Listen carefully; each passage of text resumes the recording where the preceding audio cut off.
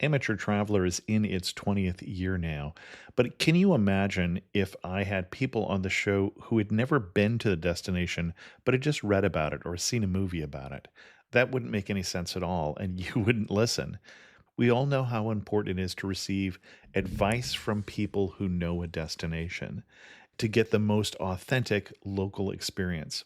And a great option for experiencing this is Explore Worldwide and their authentic small group adventures, led by local tour leaders, perfect for solo travelers who want to meet like minded people with a desire for adventure. I'm often an independent traveler, but two of my last three trips were with small group tours because they organize everything and it's a lot easier. If you want to recreate the tour I did to Malta, they have a Malta and Gozo Discovery Tour. I'm intrigued by one of their tours called A Taste of Sicily. The company again is Explore Worldwide, and visit exploreworldwide.com to learn more. And thanks to Explore Worldwide for sponsoring this episode of Amateur Traveler. The nights are long, the days are short, and the weather is chilly to downright cold, depending on where you are. It's a good time to slip into a Quince iconic Mongolian cashmere sweaters, which start at only $50. You can treat yourself to everyday luxury at an affordable price with Quince. If you really want to dive into luxury, you can check out their leather handbags, washable silk shirts, and European linen sheet sets. Whatever you're looking for at Quince, all the prices are 50 to 80% less than similar brands, and they do that by partnering directly with top factories and cutting out the middleman. They only work with factories that use safe, ethical, and responsible manufacturing processes. And of course, they use premium fabrics and finishes for that luxury feel in every piece. But you've already heard me rave about my Quince travel pants. Treat yourself this winter without the luxury price tag. Go to quince.com/traveler for 365-day returns plus free shipping on your order. That's QUINCE.com/traveler to get free shipping and 365-day returns. Quince.com/traveler. And thanks to Quince for sponsoring this episode of Amateur Traveler. Got my bags packed, I'm on a roll. I'm heading out there and I'm ready to go. I'm looking real good in my passport photo. Oh, no. Amateur Traveler, episode 371. Today, the Amateur Traveler goes to one of the natural wonders of the world as we go to Victoria Falls on the Zambia-Zimbabwe border. Got to sit in one more cafe. I know that I should be heading home, but maybe not today. Welcome to the Amateur Traveler. I'm your host, Chris Christensen. This episode of the Amateur Traveler is brought to you by Audible.com, the world's leading provider in audio entertainment. Might I suggest, since we're talking about Africa this week, you check out the book Out of Africa and the audio version on Audible.com. Remember, you can get a free book for signing up just by going to amateurtraveler.com/free book. Before we get into this week's interview, I do have two news stories for you. In the first one, Airbus has a plan to provide for passengers who are larger than they used to be when they designed the original seats. What they're going to do is they're going to take rows of seats and make the ones on the aisle wider and then make the ones near the window smaller and charge more for the ones in the aisle. I understand why they're doing that. It probably makes sense, but I like to fly in the window seats, so I'm not particularly fond of the idea. And then speaking of interesting ideas, there's a new company called Jib.li, and Jib.li is doing an interesting thing where if you travel without luggage, they will let you take someone else's luggage with you, or if you have more luggage, you can send it with someone else. You can also ask people to buy you stuff on their trip. I like the idea of asking people to buy you stuff and bringing it back for you. I think that could be a good idea, but I do wonder about the security line when you're bringing someone else's stuff. Did someone else pack that? Yes, but don't worry, they paid me for it. For links to both those stories, check out the show notes at amateurtraveler.com. I'd like to welcome to the show Nir Ben-Dov, who's come to us from Israel and come to talk to us about a trip to Victoria Falls. Nir, welcome to the show. Thank you, Chris. And when we talk about Victoria Falls, we're talking about Africa, obviously, but on the border between Zimbabwe and Zambia. And you went to both. That's correct. We went to both. We place Victoria Falls, it's more or less due north of South Africa, and just due north of South Africa you have Zimbabwe, And Victoria Falls is actually on the border between Zimbabwe and Zambia. It's due east of Namibia, previously called Southwest Africa, due north of Botswana, which is north of South Africa. So Botswana is north of Africa, north of South Africa, on the eastern side of Zimbabwe, which is a sort of a triangular shaped country, if you will. That's where you'll find the Victoria Falls. And then how about your itinerary there? Okay, well, we flew into Johannesburg to visit some family, and then we took 3-night, 4-day package, and we flew into Zambia. We elected to fly into Zambia because politically and fiscally they're a much more sound country than Zimbabwe is at the moment. And let's pause there for a second. When you say politically and fiscally, so fiscally is fairly easy because we're talking about a country with runaway mega inflation. Right. Actually, it's a good point that you make, because as we flew into Livingstone, and I'll get back to that, but there was a Zimbabwe guide who was actually driving on the bus with us to take some people into Zimbabwe. And instead of saying mega inflation, she said to us, well, we're an international country. We take any currency because their currency basically does not exist anymore. Mega inflation is an understatement. So basically they have no currency, and any real currency works there. So unlike Zambia, by the way, that Zambia also had mega inflation, but they now have quite a stable currency. Interesting. So they solved their inflation problem by just going international. Nobody takes it anymore because it had no value. Interesting. Right, exactly. And before we get off that, did that provide any challenges to doing a trip? I know you did a package trip. I don't know if it was easier because you did a package trip. Well, we flew into Zambia, so that was simpler in the first place. In addition to which, flying in and out of the Zambian side, the city is called Livingstone. Mm-hmm. Flying out of South Africa, it's a pretty small airport, but it's pretty easy. It's not a problem to fly, but not many real international flights that fly into there. So you need to find a city or international gateway that's pretty close to there. And for us, it was convenient out of Johannesburg. I think most of the packages do fly out of there as well. We met and saw some Americans also, and most of the people do fly into Johannesburg where they take a package. Okay. And then I'm sorry, I interrupted you. You flew in. Well, we flew in from Johannesburg into Livingstone. You have that choice. If you go to Zambia, you fly into the city of Livingstone. If you go into Zambia, you fly into the city of Victoria Falls. And we chose to go into Zambia. It was maybe a little more expensive, but we elected to go that route just to be on the safer side, if you will. So that was our package, and I'll get back into that in a minute. But I think it's important for all you listeners to know wherever they come from. Inoculations are a major issue when you go into this part of the world. In fact, both in Johannesburg and in Livingstone coming back, they check that you have an international inoculation document, and yellow fever is a must. You have to have yellow fever had. In fact, when we left South Africa, the airline checked that we had it, and coming back into South Africa, not only the airline checked it, but the immigration also checked it. So you make sure you get that. And that's a 2-year vaccine, as I recall. So I think you've had it fairly recently, unlike some of those that are longer term. Yeah. In addition, it is advisable to take malaria pills. Mm-hmm. We had them, we bought them. We were advised that it doesn't make you feel too good. So we were advised not to take them, just be careful. So we took some insect repellent. If somebody were to ask me, I would say, yeah, take it. But I did not take it. So just be aware of that.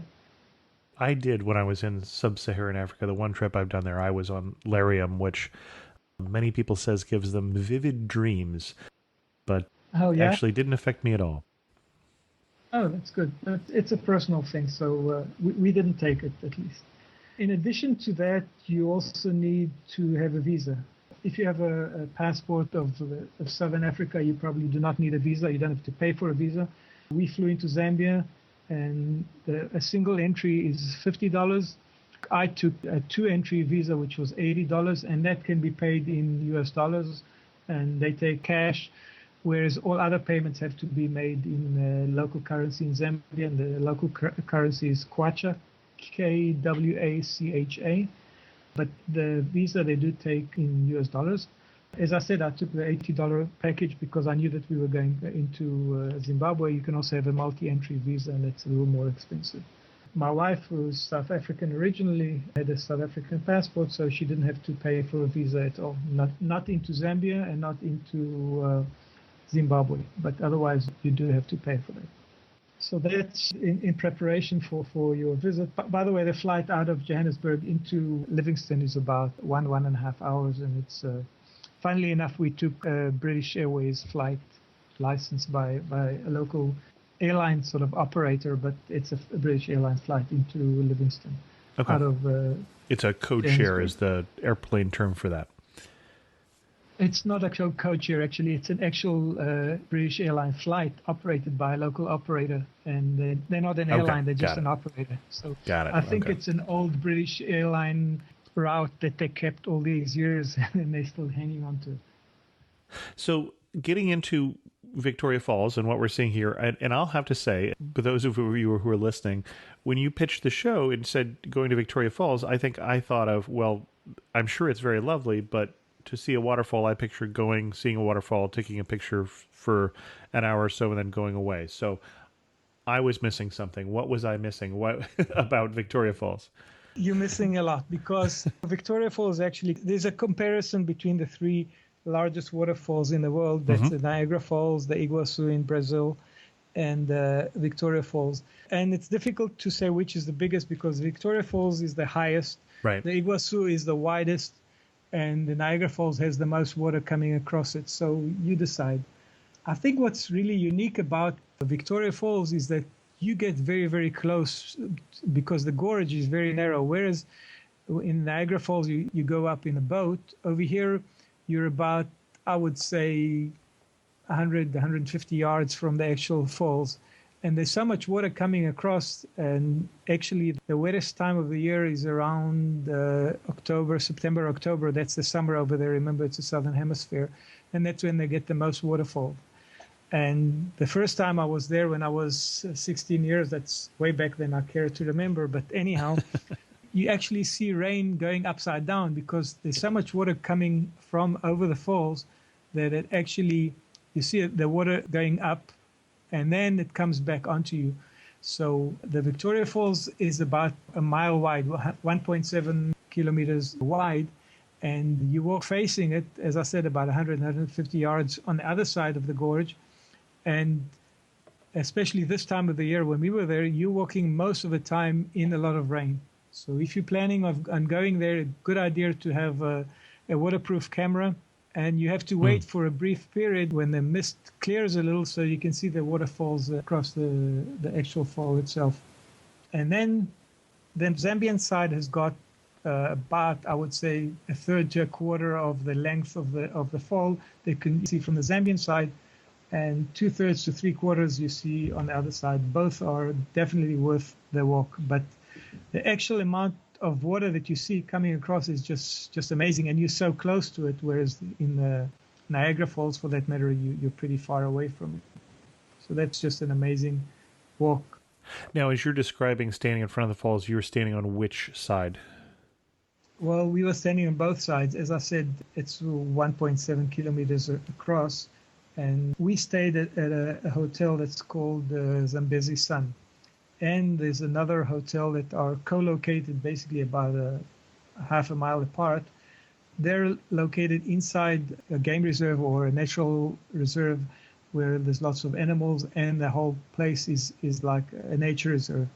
So you walk in there, and once you're in there, the hotel that we stayed in is about 3 or 4 minutes walk from the falls itself. So basically the location is great because you can go into the falls and see the falls as many times of the day as you like, not at night, but during the day. And you can see it at different times of the day, different lighting conditions. You get a lot of rainbows happening there all the time because there's so much water in the sun. So on the Zambian side, we walked quite a few times. To go into the Zimbabwe side, you can either walk or take a taxi, but for us it was like a couple of minutes walk. You go to the border crossing, and then you walk across a bridge, and that bridge was built in 1905 by the British, connecting at the time what was Rhodesia and Northern Rhodesia. Rhodesia is what's called Zimbabwe today. At the time it was called Rhodesia. Right. And northern Rhodesia is what Zambia is today. So you walk across this bridge. Right in the middle of the bridge, by the way, there's bungee jumping, if you were inclined. We were not, but there are people who are, I wouldn't want to say what my opinion of them is, but if you look up on YouTube, you'll see that a year ago, the bungee cord actually snapped, and actually the Australian girl survived. But anyhow, I wouldn't want to do bungee jumping. So you're not sure that they have the best safety record for, if you're going to do it, you wouldn't necessarily recommend this as the place. Exactly. Okay. I wouldn't. But hey, a lot of people do it, and they survive to tell the story. So that's fine. The jump, I think, is pretty high. It's around 100 yards or so. It's a pretty deep gorge. And lucky for that girl, actually, that she fell into the water. Water was deep enough, and she was able to survive it. So, but it's not something I would choose to do. And then as you walk across that bridge, although the bridge is a bit further down the gorge, you still get a lot of the mist and some of the rain from the waterfall. And then you get to the other side, you get to the Zimbabwean border, where you have to pay, I think over there I only paid $30 for a visa. And you walk across, you walk past the border crossing, and very close to that you get into the Victoria Falls Park that you have to pay another entry fee for. And depending if you're South African or South African region, the passport holder or otherwise, and then you go into the Victoria Falls Park, and over there the walk is much longer, much bigger, because, as I said, more of the falls can be seen from the Zimbabwe side.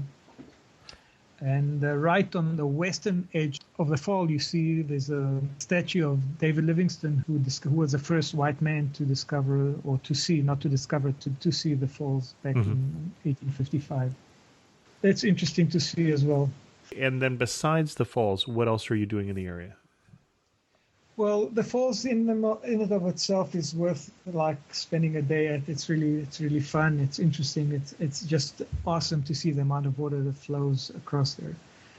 What else there is to see there? A lot of people take helicopter rides. There's quite a lot of helicopter rides, and actually after a while, for me it was somewhat irritating, because you've got about 6 to 8 helicopters flying all day long, making a noise, and you want to go there to see just plain nature, but there's way too many of those. Again, I don't know what the maintenance level is. I think they've got a good safety record. I wouldn't take it myself. They also have ultralights that you can fly over the falls. They have to fly pretty high because there's thermals and winds going up and down. But that's one of the things that's very common over there. As I said, there's bungee jumping, and they have some other rides across the gorge. And there's a whole bunch of nature reserves around there where you can see African animals. You can go into Botswana. It's pretty close there to see some animals and African nature. And you say animals, and I'm picturing the typical zebras, water buffalo, elephants, giraffe. Am I in the right ballpark? Yeah, definitely you do that. But actually, as I said, we're in a nature park. The hotel we were at it was inside the park, and into the hotel grounds they let in zebras, they had impalas. Those are small deer, very common African deer. And actually, one morning when I went for a run, I saw 3 giraffes inside the hotel grounds. I mean, that's a lot of fun, going for a morning run and seeing such animals. In the hotel grounds, they also have baboons, so you have to watch out for not leaving any food or anything, because the one morning, one of them ran into the breakfast veranda. Was like an open veranda, and all of a sudden one of them ran in and grabbed a muffin or something like that. So that's a lot of fun, and it's nice to have the zebras walking around, and it's pretty. We saw some elephants along the main street when we were driving from the hotel into Livingstone. Quite a lot of elephants over there. Hippos as well. We saw some. We went for a cruise on the Zambezi, and we saw some pretty far away. It's pretty rained, lots of water, so the hippos are in the water, but those are also very dangerous animals. Right. Actually, they're more dangerous than some of the others. Now, this was your second trip to the falls. Right. Mm-hmm. And at least a couple of years apart. You said you did the other one when you were a teenager here. So what surprised you about going back? What had changed? That's the shameful part, in my opinion, of what's happening in Africa generally. When I was there, it was still under the repressive white rules of Rhodesia and whatever. But things were organized somewhat. Today, you just see the poverty and people are not well. Although they're independent, they just, I don't know now if they're better off or not what was then, but the nature is the same, but I think people are not better off, especially in Zimbabwe, not so much in Zambia, but in Zimbabwe, they definitely are not well off. They're a lot worse off than they would. In fact, we met a young Zimbabwean, and we started chatting to him, and I asked him, well, what do you think of Robert Mugabe? He says, I would put him on the bungee jump and make sure that I'll cut the cord, because they don't have much use for him, but that's the way it is. They're not well off. And corruption is rampant all over the place. When you go to a country where you see the signs of report crime, report corruption, and so on, you know that the situation is not good. Well, and the sad thing there, and we talked about this in the show that we did on Zimbabwe with someone who happens to love the country, but the sad thing there is that we're talking about a country that used to export food to a lot of Africa and now actually has to import because it can't feed everybody it has. So. Right. There's a famine. I mean, people are hungry there, whereas before you're 100% correct. It was a food exporter, definitely. Another thing that you see now, a lot of the African countries are upset with the colonialists, be them in this particular part. There was the British or Belgium in the Congo and other countries. The new colonialists, you know who they are now, right? Those are the Chinese. Yeah, I was going to say, I'm not sure I'm going to answer that question, but yes. Those are the Chinese. I mean, the Chinese are building the new Livingstone airport in Zimbabwe. You see them all over. In Zambia, I'm sorry. And actually, the funniest thing, the bus that was taking us to the hotel had a no smoking sign in English and Chinese inside the little hotel bus that took us over. You just see it all over the place. Is it good for those countries? I don't know, but it is what it is. There's no doubt that the Chinese have invaded and are colonizing Africa in their own way. That out of itself doesn't sound like it has any particular problem to me, except that what we're hearing is reports of the way they're helping the people manage their resources is not with a long-term view in mind, let's just say. That's correct. Clear cutting and things like that are very disturbing. Exactly. One more activity, if I go back to my list of things that I was thinking of talking about, one more activity that's quite common there is they call it the Sundowner Cruise. Some people actually prefer to call it the Booze Cruise because there's nothing, you sit on the boat and you hope to see some animals, but since there's nothing else to do, you might as well booze, so it becomes a Booze Cruise. You go up the Zambezi River, and since the river flows quite swiftly, you go upstream quite slowly, and then you wait for sundown, and then you watch the sundown. And African sunsets are really magnificent.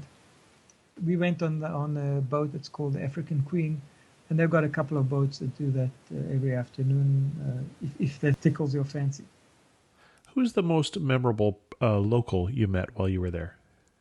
Maybe even that local, the guy that told us, the Zimbabwean that told us that he would let Robert Mugabe jump. In a nutshell, that tells you how the people feel about their government at that moment. Okay. I think there's going to be a shorter show if we're doing only kind of one destination. Before we wrap up, anything else you want people to know before they follow you up to Victoria Falls? We also spent some time in the city of Livingstone, which is on the Zambian side. That's an old city. I think it was established well over 100 years ago. Not much there. The biggest industry there is the blue cars. The blue taxis are painted blue, and you just see millions of them. And in there, we went to see a museum. It was built by the British when the British were still there. And interestingly enough, if you're interested in very old museums that have not changed much, that's a place to go. It still smells like an old museum. And like time has more or less stopped there around 1960, 1970. There's a bit of nature, a bit of stuffed animals and things along those lines. And that's about it. It's strange, but it seems like time has stopped. Interesting to see what an old British museum would look like. Something else we went to see there, since we are Jewish, there's a small Jewish cemetery, actually well kept, maybe 20, 30 graves. interesting. There was some kind of a Jewish population there at the time, and between 1930 and 1950, so a very small but still looked after Jewish cemetery. Okay. I got 3 more questions for you. One thing that makes you laugh and say only in the Victoria Falls area. Going to have breakfast and seeing zebras running around on your way to breakfast, or running in the morning and seeing giraffes while you're running. I think that's only there. I don't think you'd see it anywhere else. Cool. You really know you're at Victoria Falls when what? When the rain rains the wrong way, it goes up instead of going down. Okay. And if you had to summarize the whole experience in 3 words, what 3 words would you use? Well, that's a question I was waiting for, having listened to so many of your podcasts. Every time I said, how do people find an answer for that? And while I was there, I was thinking of the 3 words. One is definitely awesome, is the size, the amount of water that comes over the waterfall. Pity and shameful is the people of Zimbabwe, of what they have to go through. And it's still very much Africa. Africa is the 3rd word I would go. It's still beautiful Africa, beautiful nature, beautiful African sunset. So it's all those 3 words, I think, that would do it for me. Excellent. Our guest again has been Nir Ben-Dov. Thank you so much for coming on the Amateur Traveler and sharing us with your love for Victoria Falls and for Africa. Thank you. Thank you, Chris. In news of the community, we did an episode last week on Fort Worth, Texas, and I heard from Jim, whose wife grew up in Fort Worth, saying my wife's comments. He didn't give the name of the place where the rodeo is held, the Will Rogers Coliseum, and he needs to go to the Science Museum.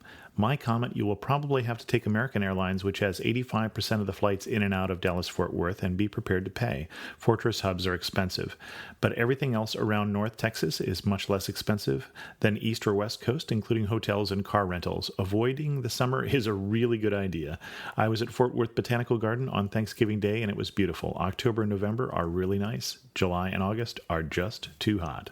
And then I also heard from Velvet on the episode we did recently on Bucharest. Love this episode on Bucharest. I was there in the mid-1990s and had the same initial impression as most people. Big, blocky, imposing city. Now I'd love to return with the new knowledge that there is much more hiding beneath the surface. Thanks for all your hard work putting together the podcast and the website. And Velvet and Jim, thanks for your feedback. With that, we're going to end this episode of The Amateur Traveler. You can give us feedback like Velvet and Jim did on the Facebook community, which is facebook.com/amateurtraveler, on this episode at amateurtraveler.com, or drop me an email to host@amateurtraveler.com. You can also follow me on Twitter at Chris2X. And as always, thanks so much for listening.